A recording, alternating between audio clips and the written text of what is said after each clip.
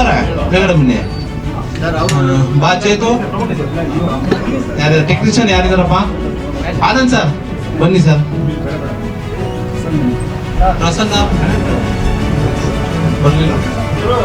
ನಿಮ್ಮೆಲ್ಲರೂ ಕೂಡ ನಾನು ವೆಲ್ಕಮ್ ಮಾಡ್ತೀನಿ.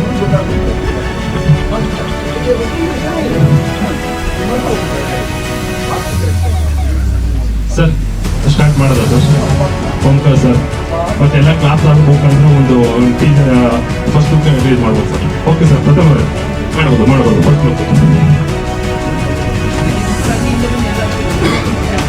ದಯವಿಟ್ಟು ಎಲ್ಲ ಕಾಪಾಡಿ.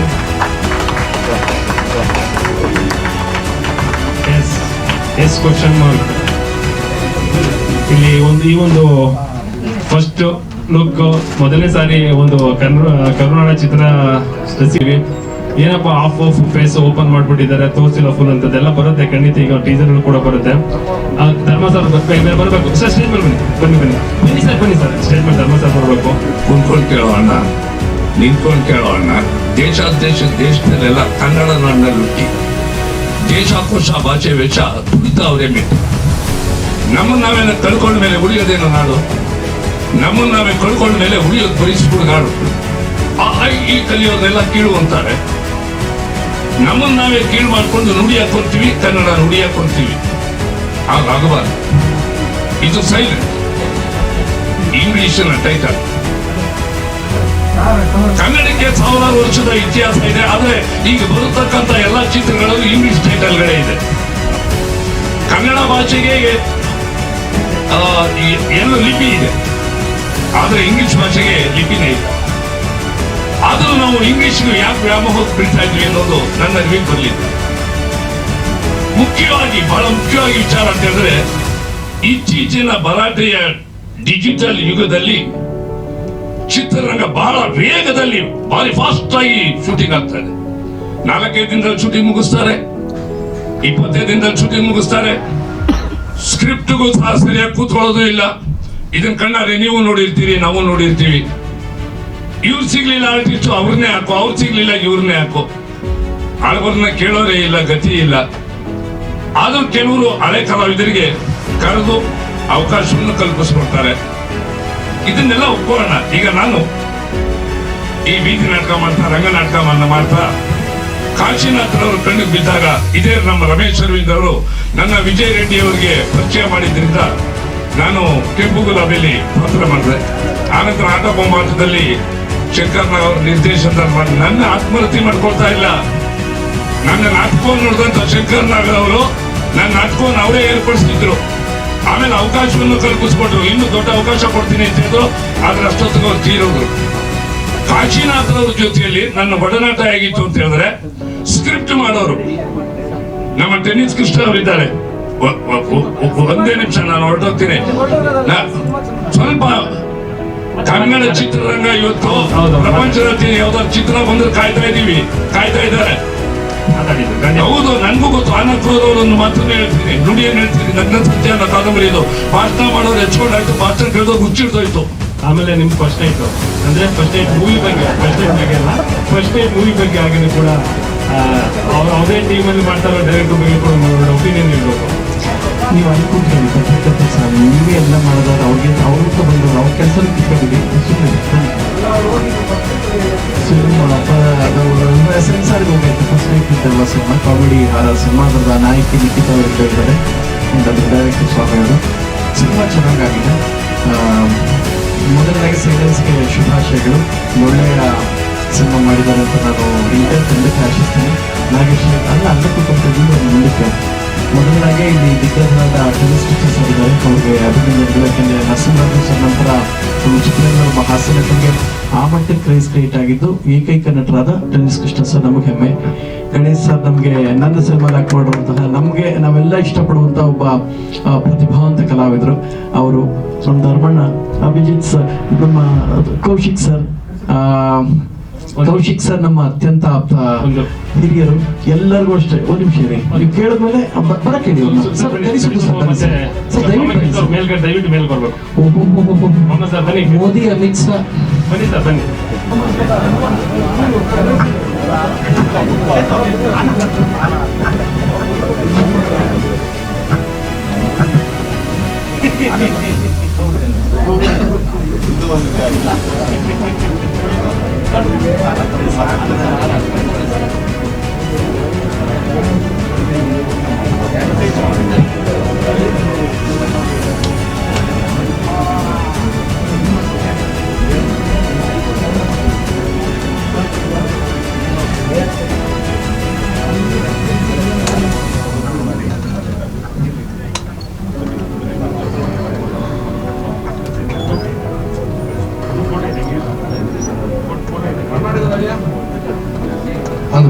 ಸಮಯದಲ್ಲಿ ಒಂದು ಮಾತು ಹೇಳಕ್ಬೇಕಾಯ್ತು.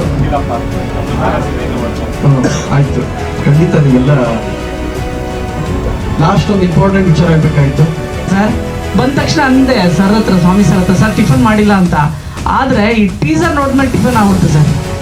ಇನ್ನು ಊಟ ಬಂದ್ರೆ ಸಿನಿಮಾದಲ್ಲಿ ನೋಡಬೇಕು ಸರ್. ಅದೊಂದು ಮಾತ್ರ 2 ವಾಕ್ಯದಲ್ಲಿ ಹೇಳ್ತಿದ್ದೀನಿ ಸರ್.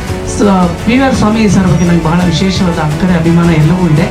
ಯಾಕೆ ಅಂತಂದರೆ ಪ್ರತಿ ವರ್ಷ ಏನಿಲ್ಲ 4 ಸಿನಿಮಾ ಮಾಡ್ತಾರೆ ಸರ್.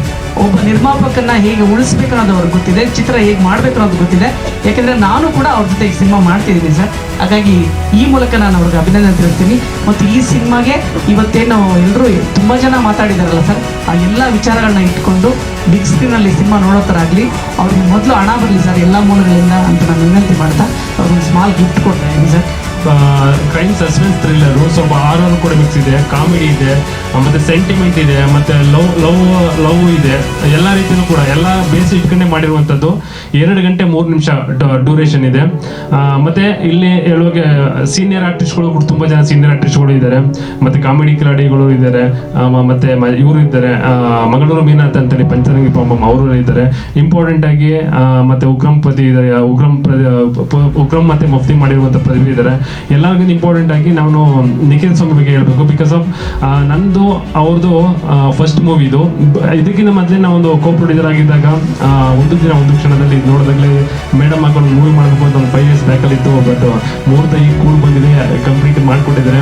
ಅದ್ಭುತ ನಟಿ, ನಮ್ಮ ಕನ್ನಡ ಚಿತ್ರರಂಗಕ್ಕೆ ಪ್ರತಿಭಾ ಅಂತ ನಟಿಯಾದಂಥ ನಿಖಿಲ್ ಸ್ವಾಮಿ ಅವರು.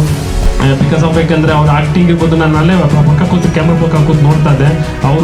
ಅವ್ರಿಗೆ ಸ್ಯಾಟಿಸ್ಫ್ಯಾಕ್ಷನ್ ಇಲ್ಲ ಅಂದ್ರೆ ಟೇಕ್ ತಗೊಳ್ತಾ ಇರ್ತಾರೆ. ಇಲ್ಲ ಸರ್ ಇವ್ರಿಗೆ ಓಕೆ, ನಮ್ಮ ಡೈರೆಕ್ಷನ್ ಓಕೆ ಅಂದರೂ ಕೂಡ ಅವ್ರಿಗೆ ಸ್ಯಾಟಿಸ್ಫ್ಯಾಕ್ಷನ್ ಇಲ್ಲ ಸರ್, ಆ ಥರ ಒಂದು ನನ್ನ ನಟನೆ ಬಗ್ಗೆ ಎಲ್ಲಿ ಲೂಪ್ ಹೋಸಿದೆ ಅದರ ತಿದ್ಕೊಂಡು ನಟನೆ ಮಾಡೋದ್ರಿಂದಲ್ಲ ಅದ್ಭುತವಾಗಿರುತ್ತೆ. ಒಂದೇ ಲೈನಲ್ಲಿ ಹೇಳ್ಬೇಕು ಅಂದರೆ ಸ್ಟೋರಿದು ಎಸ್ ಕ್ವಶನ್ ಮಾರ್ಕು. ಎಸ್ ಅನ್ನೋದು ಎಲ್ಲ ಕ್ವಶನ್ ಮಾರ್ಕ್ ಏನಕ್ಕೆ ಅಂತ ಹೇಳಿದ್ರೆ ಒಂದು ಕಂಟೆಂಟು, ಅದ್ರ ಸಸ್ಪೆನ್ಸು, ಸೈಲೆನ್ಸು ಏನಿದೆ, ಬೇರೆ ಏನಿದೆ ಅದೆಲ್ಲ ಕೂಡ ಆ ಒಂದು ಇದೆಲ್ಲ ಬರುತ್ತೆ. ಮತ್ತು ಇಲ್ಲಿರುವಂಥ ಎಲ್ಲ ಆರ್ಟಿಸ್ಟ್ಗಳು ಕೂಡ ಇನ್ನೂ ತುಂಬ ಆರ್ಟಿಸ್ಟ್ ಜನ ಇದ್ದಾರೆ, ಬಂದಿಲ್ಲ ಕಾರಣದಿಂದ. ಬಟ್ ಅವ್ರದ್ದೇನು ಇಶ್ಯೂ ಏನೂ ಇಲ್ಲ, ಏನೋ ತೊಂದರೆ ಏನಿಲ್ಲ. ಬಟ್ ಅವ್ರದ್ದು ಏನೋ ಶೂಟಿಂಗ್ ಶೆಡ್ಯೂಲ್ಗಳಿಂದ ನಮ್ಮ ಫ್ಯಾಮಿಲಿ ಬರೋಕ್ಕಾಗಿಲ್ಲ.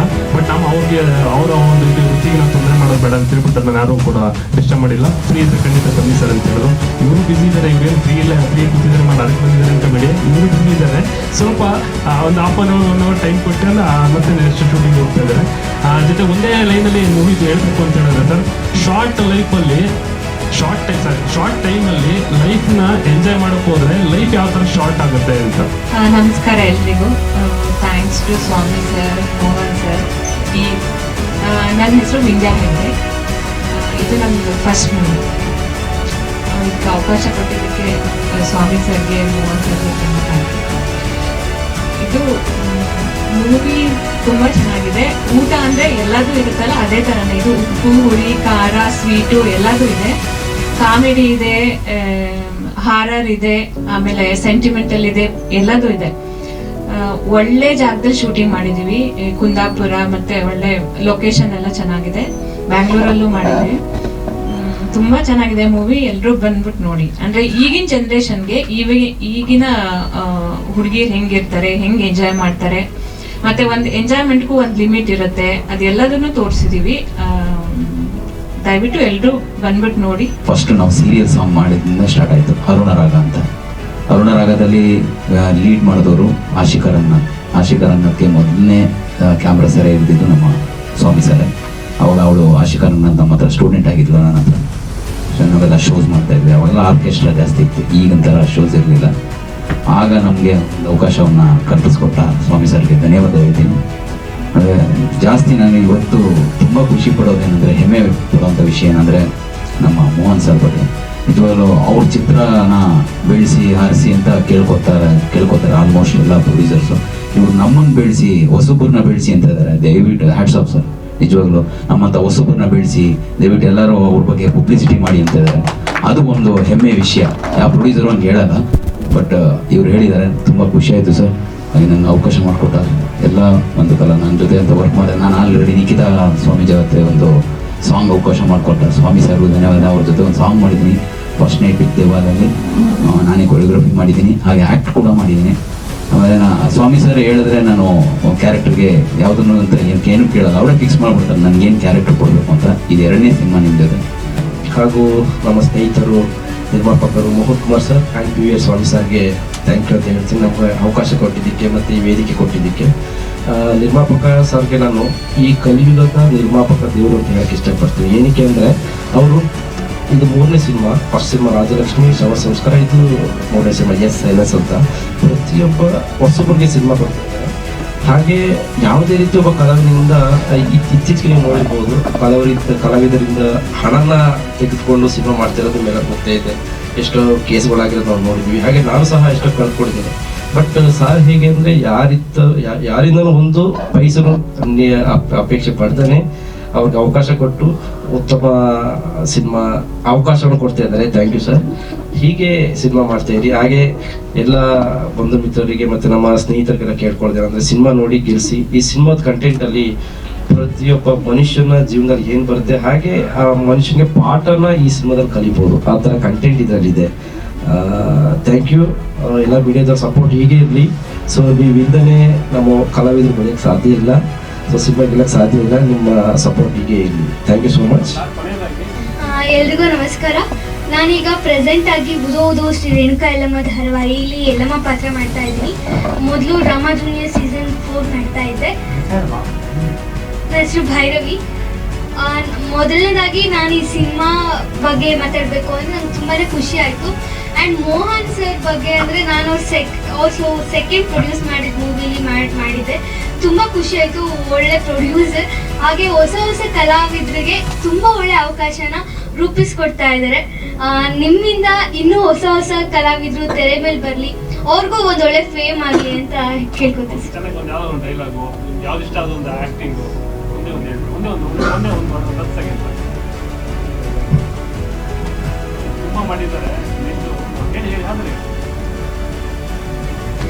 ನಾನು ನನ್ನ ಸೀರಿಯಲ್ ಹೇಳ್ತೀನಿ. ಈಗ ಪ್ರೆಸೆಂಟ್ ಬರ್ತಾ ಇದೆ ಈ ಸುಳ್ಳು ರಾಜ್ಕುಮಾರಿ. ನಿಜವಾದ ರಾಜ್ಕುಮಾರಿ ಹೇಗಿರ್ತಾಳೆ ಗೊತ್ತಾ? ಚಿನ್ನದ ಅರಮನೆಯಲ್ಲಿ ಚಿನ್ನದ ಕಂಬಗಳ ಮಧ್ಯೆ ಚಿನ್ನದಂತ ರಾಜರ ಪಕ್ಕದಲ್ಲಿ ಚಿನ್ನದ ಪೀಠದ ಮೇಲೆ ಚಿನ್ನದ ತರ ಹೊಳೆಯೋ ರಂಗಧಾವಣಿ ಹಾಕೊಂಡು ಚಿನ್ನದ ತರ ಹೊಳಿತಾ ಕೂತಿರ್ತಾರೆ ನಮ್ಮ ಚಿನ್ನದ ರಾಜ್ಕುಮಾರಿ. Thank you.